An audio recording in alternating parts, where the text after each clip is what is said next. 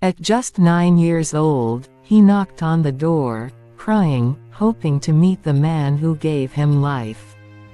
But the man inside shut the door in his face. Now, 20 years later, that same man is begging to keep his job, unaware the CEO is his forgotten son. Cut to black screen with bold text. Revenge is best served successful. At the heart of the city stood a towering empire, Rhine Corp, a billion-dollar business once built by ruthless hands. At its top sat a man named Victor Rhine, a tycoon known for money, power, and cruelty. What no one knew was that decades ago, Victor had walked away from a woman he left pregnant. He gave her hush money, made her sign silence contracts, and disappeared, never once looking back. That child was Elijah. Growing up without a father, Elijah watched his mother work 3 jobs to survive. Every birthday, he asked only one question: "Do you think he remembers me?" But all he ever got was silence. At age 9, Elijah gathered the courage to find his father. He stood outside Rhine Corp's mansion, soaked in rain, holding a photo of his mother and Victor, proof of his bloodline. But when the door opened, Victor glanced at him, saw the photo, and slammed the door without a word. That day, something inside Elijah broke. Not with sadness, but with fire. The rise of the forgotten. Elijah promised himself that one day, he wouldn't knock at the door. He would own the door. He worked harder than anyone else, straight A's, scholarships, multiple jobs, coding at night, learning business by day. Every book he read was about empire building. Every dollar he saved was fuel. By 23, he had launched a tech startup.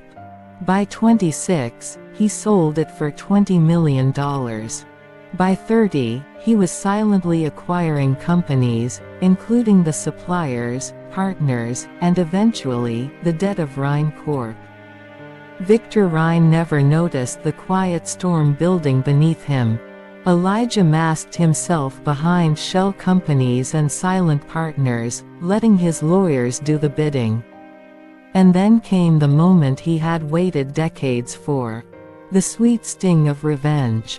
At 31, Elijah, now known publicly as Eli Carter, stepped into the boardroom of Rhine Corp for the first time. Victor, now older and struggling to keep the company afloat, had no idea his fate was already sealed. "Who is this new investor?" Victor asked the board. The chairman smiled. "Meet the man who now owns 70% of Rhine Corp's shares." Elijah stepped forward. The room froze. Victor squinted. "Do I know you?" Elijah leaned in, whispering coldly, "You shut the door in my face when I was 9. Remember now." Victor's face went pale. He tried to speak, but Elijah raised a hand. "Don't bother. I'm not here for an apology. I'm here to take everything you once denied me." And he did. Within weeks, Elijah restructured the company, demoted Victor, and cut off his golden parachute. The mansion Victor once lived in, Elijah bought it at auction and donated it to a children's home.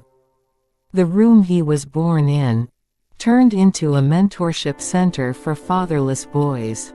Victor, now powerless, watched from a one-bedroom apartment as the son he abandoned built an empire of compassion over his legacy of cruelty. The final blow. One day, Victor showed up at Elijah's office. He was thin, trembling, and holding a letter. "I have cancer," he muttered. "I don't have much time." Elijah stared at him with cold, unreadable eyes. "I came to say, I'm sorry. I never thought you'd turn out like this." Elijah took the letter, glanced at it, and then shredded it. You came to say sorry for you. Not for me. Victor nodded in shame and turned to leave. But just before he stepped out, Elijah said, I built my life without a father. And I'll live the rest of it without regret. Moral: revenge isn't always loud. Sometimes, it's silent success that screams the loudest. Never underestimate the person you left behind. One day, they might be the one in charge.